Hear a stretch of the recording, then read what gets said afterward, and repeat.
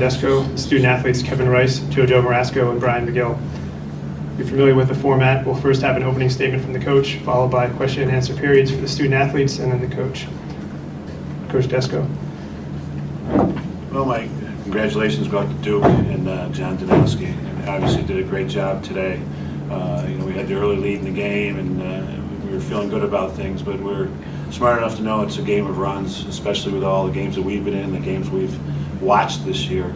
And I told John after the game to buy his face-off guy a big steak because he deserved one. We just couldn't get the ball in the second half. I think we had it just a few times in the third quarter, and turned it over when we did have it. And just too much to ask. It's a powerful offensive team, and to play defense so much, especially in the second half of this game, we were just asking too much of our guys. And they kept putting the pressure on, and they played very patient. They had a few more turnovers in the first half than the second half. And when they're not turning the ball over and they have all those possessions off of face-off, it's pretty hard to try to get some kind of comeback against them. So my congratulations go out to them once again. I told them to enjoy it. It's a special thing they're going through right now. Now I'll open it up for questions for the student athletes. This is being transcribed and there's a microphone that's going around, so please raise your hand, wait for the mic to ask your question, and if possible, direct it at one of the student athletes by name.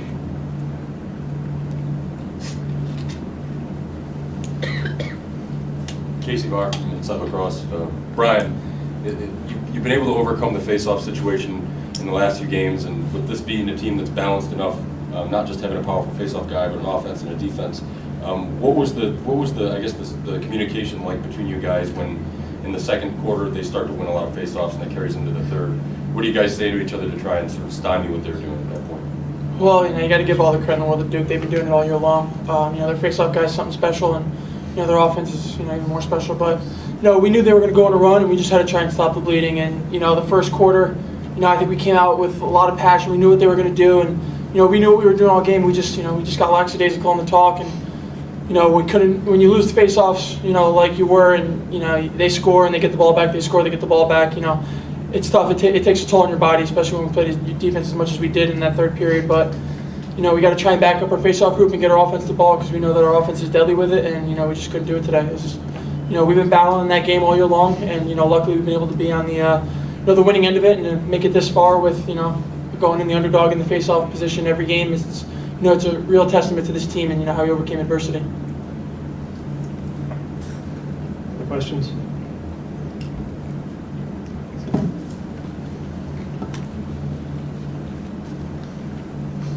Brian, you've battled nagging injuries all season. When you went down in the fourth quarter, was there any way you were not coming back out on the field? No. And the move, putting you in face-off, it's something you guys have sort of used as a bailout tactic. You started actually winning some out there. What was working for you in particular? I was just, trying to mess everything up in the middle. I was able to get a rake a couple times and get out to our wings. And if I didn't get it, I was fighting in one-on-one for the ground ball and having our wings lock off. And, we had success.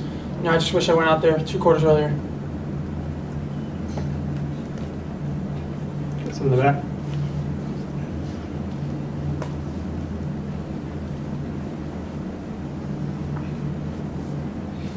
Nico Tamuri, CNY Central Syracuse. Questions for Brian. Obviously, the outcome you want today, but you have to be so proud of what the guys and getting back to the Final Four and everything you guys accomplished.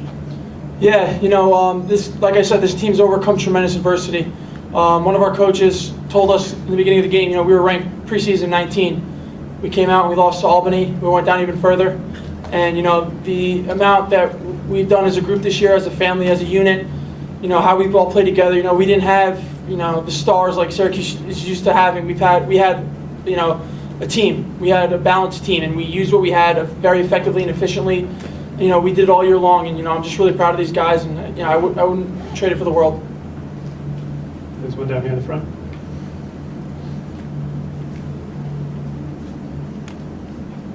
Jacob Klingler, Daily Orange, Syracuse. JoJo, when you bagged a couple of goals in the middle of the fourth quarter, did it feel like the other comebacks you guys have pulled off all season long? Yeah, definitely. I know we got 2 there, and there's 8 minutes left, and then Brian made a nice play on the face-off again, and we had the ball and we came down and threw it away, and then they had the ball for another 4 minutes, so it kind of hurt us there. But got those 2 quick ones in pretty fast, and we started rolling, got the ball again, and we just didn't go our way at the end of the game. And they're a very smart team, and they know where to throw the ball, and they're able to take a lot of time off the clock at the end. In the back. Ben Fontana, W8ER Radio. Kevin, you guys were up 5-0 at the beginning of that second quarter. What was working so well, and then why couldn't it work later in the game?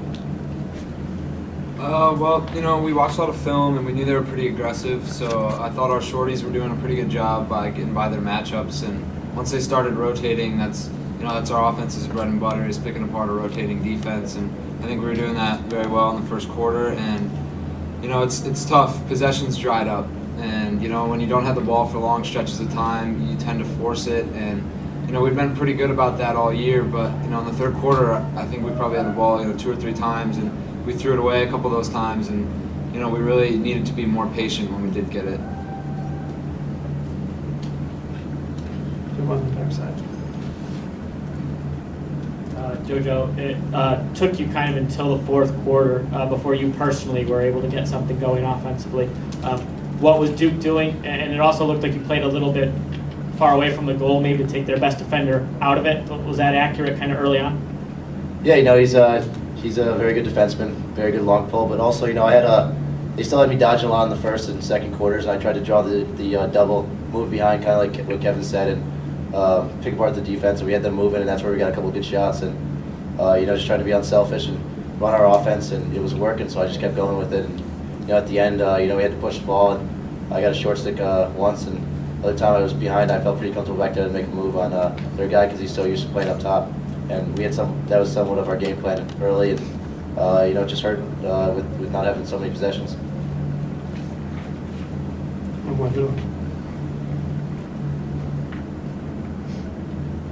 Hey JoJo, Tyler Times, Philadelphia Inquirer. You had a late penalty with about 16 seconds left in the game. Can you explain that? Can you explain what's going through your head during that penalty? I mean, I threw a quick check and my arm was up. It was kind of wrapped around him. I gave the guy a hug after. Said, I didn't mean to do that. It was no frustration. It just happened. Got caught around him and kind of just took it. There was only like 15 seconds left, and I was not trying to do anything dirty or anything. Just trying to make a play, and it didn't work out my way. And I would never do that in a second or third quarter in a national championship game. And it just happened, and maybe it didn't look that good, but it's just a mistake at the end, and maybe a little mental mistake. Here in front. JoJo, coming into the season, not a lot of people gave credit to Syracuse to be able to have an offense that turned out to be the way that it was this year, somewhat of a machine, and like Brian said, more of a team. Can you talk about the coaching staff and what they've done to get this team to where it was, especially in the face of a lot of criticism saying that that wasn't going to happen? Yeah, I can't say enough about Coach Dasko and Coach Donnie running the offense, and really putting together trust in our offense, and they knew that from day one that we had a very well-rounded offense and very, very smart, and they really were able to work, try a lot of new things with us, and we picked up pretty fast, and I think that was a key to our success all year, and they were just literally, they knew what they had to do, and we knew what we had to do when we got on that field, and also shout out to our scout team who showed up every day and gave us this opportunity to put together such a good offense. Okay, this will be the last question for student athletes. Back.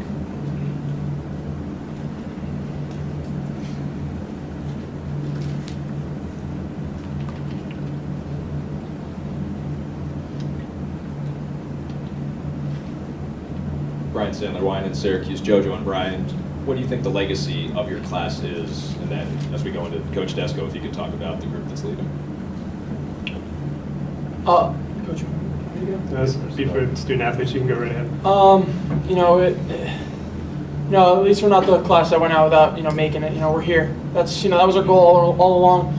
Take every game like it's a national championship game, because that's what the goal was all throughout the whole season. And I couldn't be more proud of the guys. And if I can just hope that we pass down one thing to the younger guys is just doing the right thing. Leadership. It's on and off the field, and this team exemplifies everything that we did as a unit all year long. On and off the field, in the classroom, in the community, on the lacrosse field.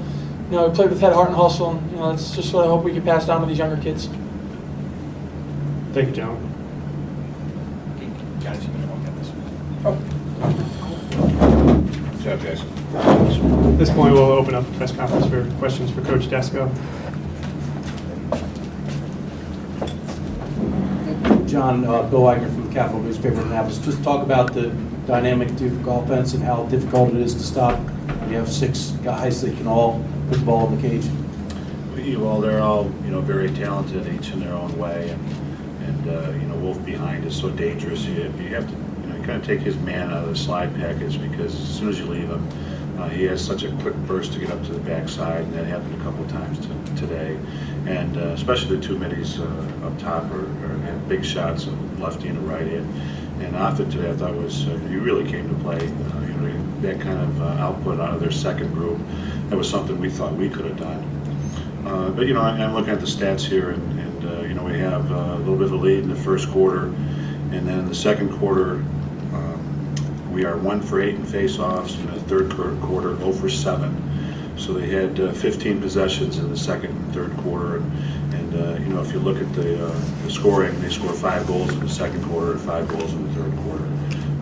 So it's just we couldn't get the ball to our offense, and I thought they played very patient, shot well in those quarters, and showed a lot of poise.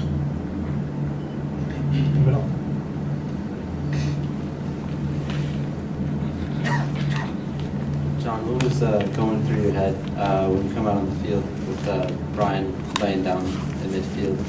Oh, he's twisted his knee a couple times this year, so my worst fear is that he, would have seriously hurt his knee, especially in his last game.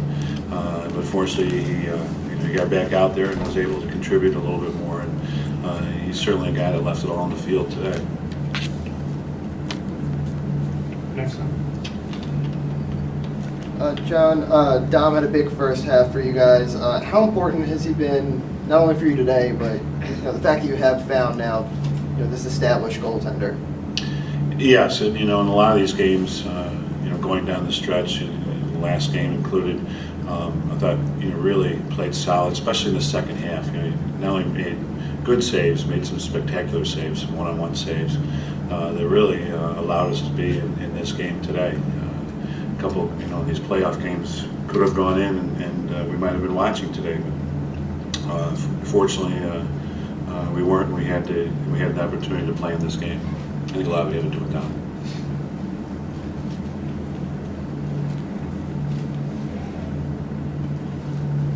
What did you tell your team after the game? First of all, my hat was off to Duke, and I thought they played a great game, and we have to congratulate them. And I told them that even though it stings right now, there's going to come a time where I think they'll look back at the season and everything they've done, and the experience of the playoffs and being here in a national championship game, and they'll have good memories. And their teammates are going to be some of their best friends for the rest of their lives. And I think they'll come to understand that, and they'll come to appreciate it. Just it hurts and stings right now.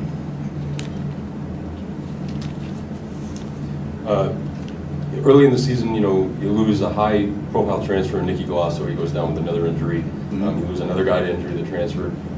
Key defenseman in Mullins gets hurt.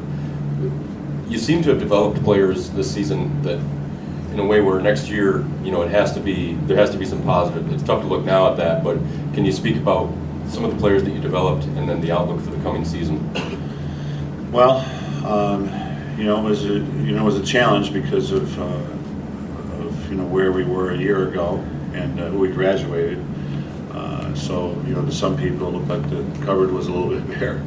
And then we went out and lost to Albany in the first game, and fortunately the guys didn't believe everything that was being said and didn't believe in the rankings. And I give the staff a lot of credit. The assistant coaches, we really sat down and evaluated our players, came up with drills to help make our skills better, whether it be our shooting, our dodging, our defense, and just start with the little things and build on it. And I give a lot of credit again to not only the staff, but to these guys that were up here and a lot of our senior leadership. They really stayed focused and didn't let it get to them. They didn't get all emotional with it. And even though we had 2 more losses as the year went on, I thought we kept getting better. And then I think we went in the tournament probably having the most wins in the top 15, top 20 of anybody in the country. So I think we went into the tournament really believing in ourselves. So I give a lot of credit to this group, how hard they've worked and how focused they've stayed, and hadn't given in to the losses. Coach, the seniors this year have obviously meant a lot to this team, especially JoJo, Brian, Luke Cometti. Those guys, what is their legacy at this school, and how do you hope to replace them next year? Well, I think that's what they had talked about, since day one in the season, when the rankings had come out. They talked to themselves quite a bit about their legacy, and I think that's why they worked so hard and stayed so focused all year long. They were really, from defense to offense, guys were really sponges. When you lose a game and then you look at the film and you tend to listen to the coaches a little more, and I think they did that well. And I think as a result they got better, and I think they saw that the things that we were doing in practice and through film and strength and conditioning, and they saw it work, and they stayed with it. And they got another win, and I think it just gave a lot of credibility to what was going on. And as a result, they drew confidence and strength from that. And we'll take two more in the middle. Coach Andrew Beaton, Duke Chronicle. What is it that you saw from Brendan Fowler that allows him to be so effective with the faceoff backs? Well, everything. I mean, he's strong. He has more than one technique. Although we saw the one where he kind of pinch clamped it and get the ball in the back of his stick, allowing him to pick it up. But then he adjusted pretty well to what we did. If we came in behind him, he was good at trying to get the ball out to the front, turning his body, knowing that he had the ball in a spot, and great awareness of where his wings are. A couple of times it looked like we came with doubles, and he just kind of flipped the ball off to an area where his wings could pick it up. So really everything. I mean, I guess there's a reason he's a first-team All-American. This will be the last question. Get rid of the front side here.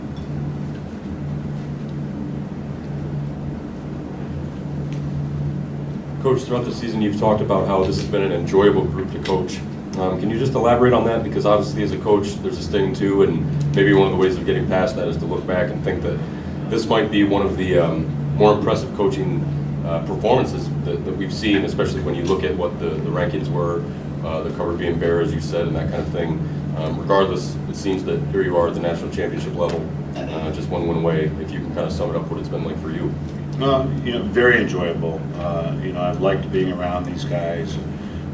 They all have work ethic and coachable, and a lot of leadership there that we're hoping the other guys are going to learn from, the guys coming back.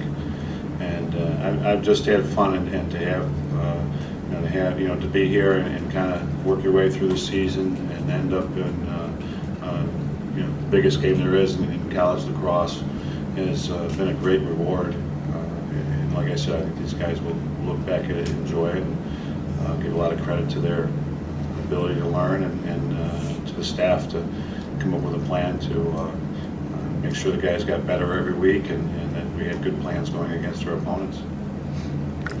Thank you.